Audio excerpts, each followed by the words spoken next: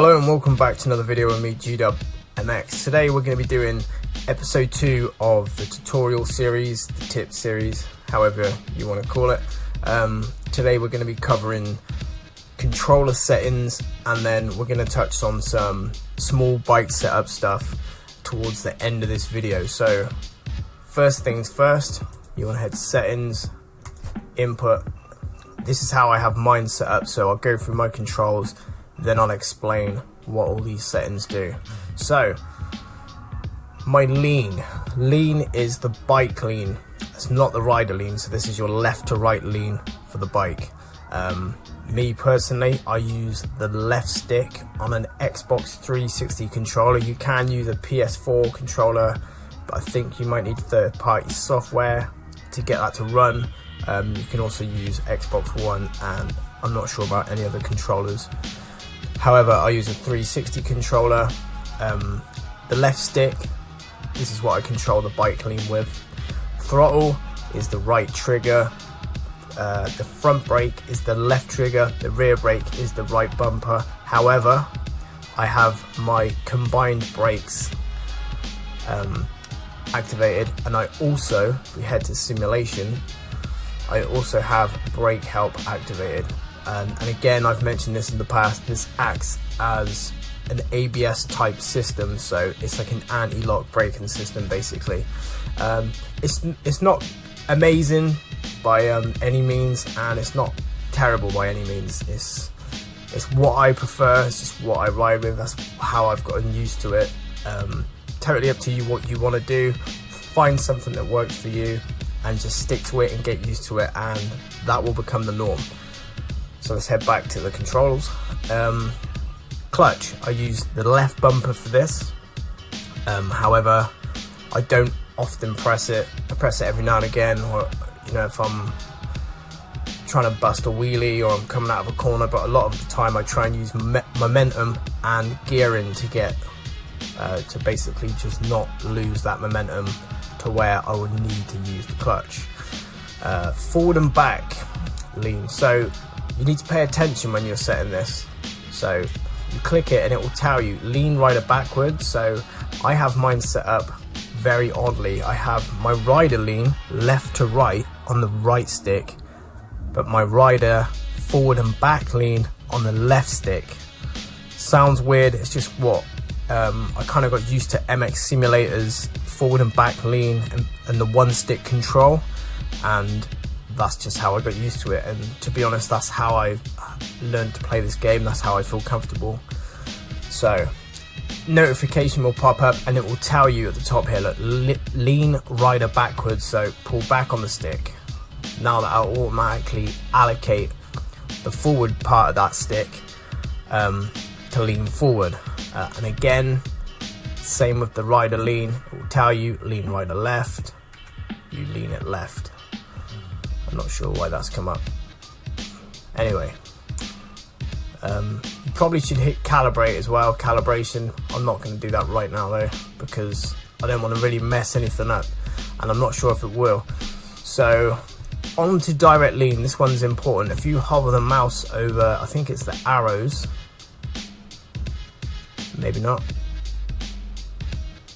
Okay, well there's nothing, I'm sure there used to be something that popped up, maybe that is on this right hand side of the screen. However, direct lean, this is a big one. Basically, if you have it on 100, the bike will center on its own without you putting in any input. So if you were to lean left and then let go of the stick, the bike will automatically pop straight back up to the center position again. If you've got this on 0, you'd have to control the entire input. So if you lean left and you want to straighten up, you have to lean back to the center again. I've got mine at 80, that's just what I've gotten used to, but I recommend if you're a beginner, maybe put it around 40, something like that. Just play with it, and see. This isn't like MX Simulator where you have the simulation setting where if you have it on 100%, that's full arcade mode basically, and then the lower you get to 0, the more simulation, the more hardcore it becomes. And I know on that game there was like this I don't know what you would call it, it's basically like a stigma behind anyone who had over 0% on their physics slider, whatever. I used to use 30, I think, and I felt that I was fine at that. So like I say, with everything, you just pick what you want and you just run with it. So that's direct lean. Combined brakes, this all comes down to I think it's if you pull your front brake or your rear brake, basically these like amplify the automatic rear brake come on. I'm the worst at explaining stuff, and I do apologize. There is a good little guide that I will put in the description of this video that Snap, one of the developers of MX bikes, he put together and put it on Steam, and it basically gives you an idea of all these settings. Really useful. I found that helped me loads. Rider tracking, ignore that, I think that's to do with the VR. So let's head to these settings. These are probably the most important settings, and they do give you little bits of information. And the most important one is probably this one. So this is how I have mine set up. I don't have any dead zone. If you don't know what dead zone is, that's basically from when you put your thumb on the stick and you start to move your thumb. If you've got, say, a dead zone of 20%, you can move that stick and it won't do anything until it reaches a certain point, and then it starts to input the movement. So if you've got this on 0, as soon as you move that stick, you are moving the bike immediately. This can be useful, like I said, if you're a beginner. Maybe put, say, 5% on or something. Just play around with these settings. The most important one though is this linearity. This will help you basically. Well, there you go. It says moving the slider towards non-linear gives more precision in the first part of the input at the expense of the second part. It is useful for digital inputs and gamepads. So basically what that's saying is the first part of your say you were going to move this slider here and you're using the thumbstick, it's going to take your input up to a certain point and it's going to be at a certain percentage. After that, it will drop off. So I imagine if you've got this towards 0, not much is going to happen until you get to a point, and then all of a sudden it's going to happen. If I've just blown your brains with overload of nonsense, I do apologise. Like I said, and like I always say, I've got a habit of overcomplicating things and just not very well, not explaining it very well, so I do apologise. On to the next thing, smooth. I always put these on all my inputs, I think, except one, which is the rider input. I don't put it on that, I don't think. This basically, I can't really explain what it does. Well, there you go. Smooths out the input, adding a delay. It's useful for gamepads, so it's kind of like a dead zone basically. It sort of modulates how much, you know, it's just putting in like an artificial dead zone basically. Again, I probably just butchered that explanation and I apologise. You can choose whatever settings you want for these. This is how I keep mine. I don't know why that one's at that, but that's how I have mine. You can copy this. Gain is another one where you can mess around with this, but to be honest, I just keep it at 100. I think if you put that on 200 or 150, you'll have like hypersensitive warp speed movements, which I don't know why you'd want any of them. So on to throttle. This is how I keep mine. I know you're probably thinking, why 60? Well, I think this is, for me, this is useful for like starts and stuff like that. So I've got like a gradual, I prefer like a smoother sort of torque curve, if you like, where I hit the throttle and it's like a gradual smooth power rather than just instantaneous eruption of power. So that's how I have mine. I don't have smooth on because it's unnecessary. Brake, I don't really know why that's like that, but I just keep it like that. To be honest, I don't think I've ever looked Yes, I have. This was set up like this for front end washouts. I messed around with this for ages, trying to like reduce that, lock up the front brake, and you just wash out. I was playing around, I was really struggling with my brakes, so I set it like this, and then I added that. So now I don't really have an issue with that at all. Rear brake again, I don't want that instantaneous lock up at of the rear wheel. Some prefer that. In real life I prefer that on my bike.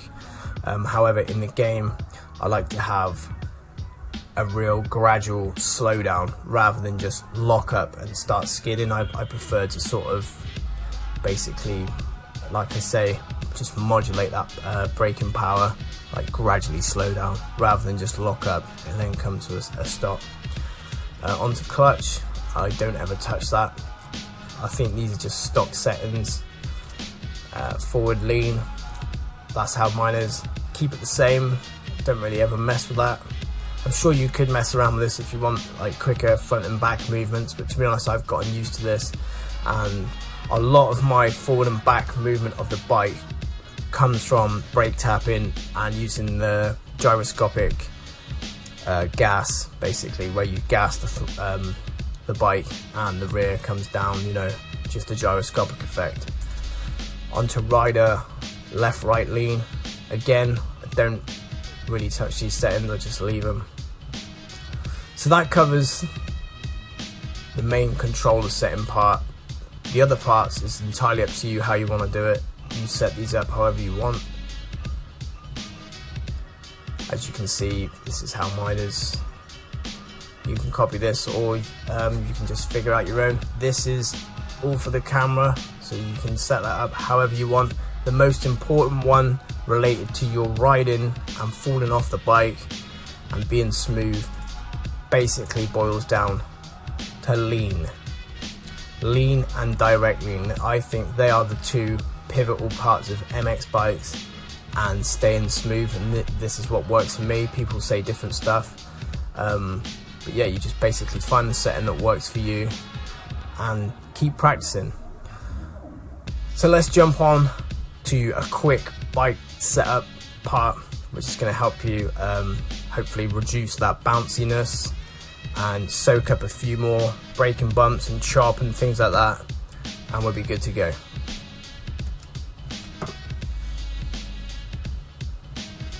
So here we are, Otto Biano, excellent track. I will do a track walk video of this track and hopefully prompt the creator of this track, GeoPanda, to release it, because this is currently unreleased and it is honestly one of the sickest tracks that you can get on MX bikes, or you can't get on MX bikes, unfortunately.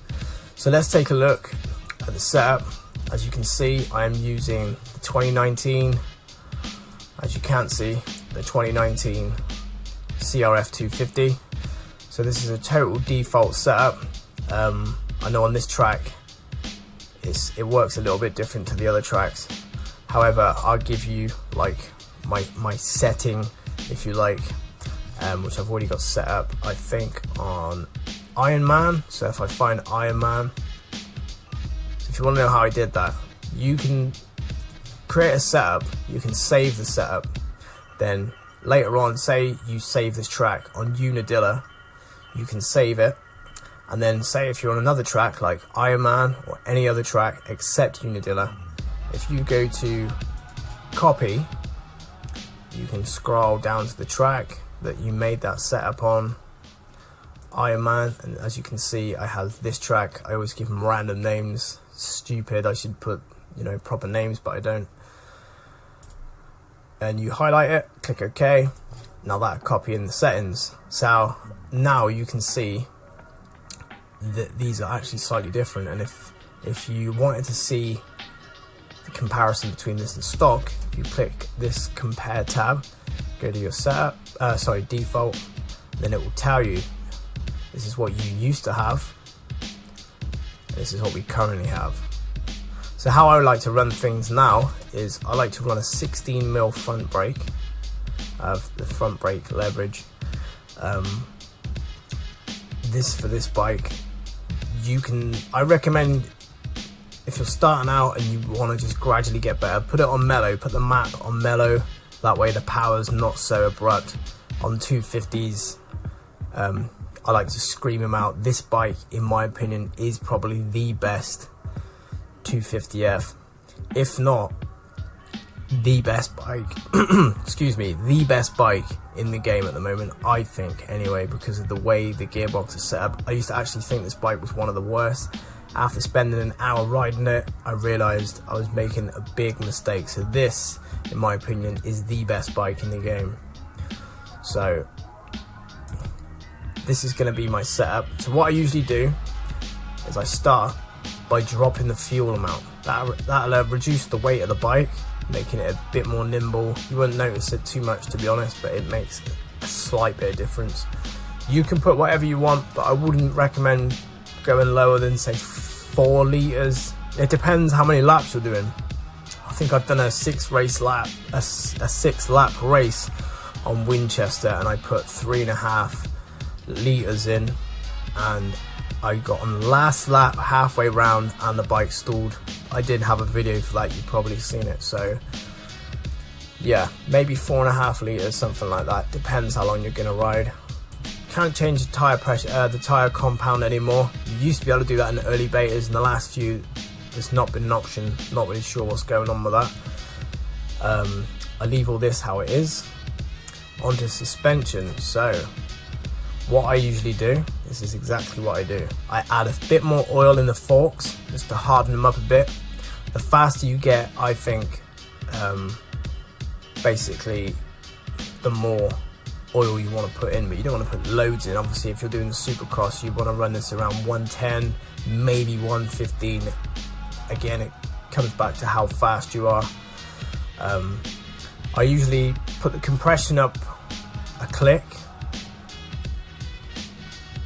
They've added these little tooltips. I swear these never used to be in, so this is actually useful. More clicks equals softer, quicker.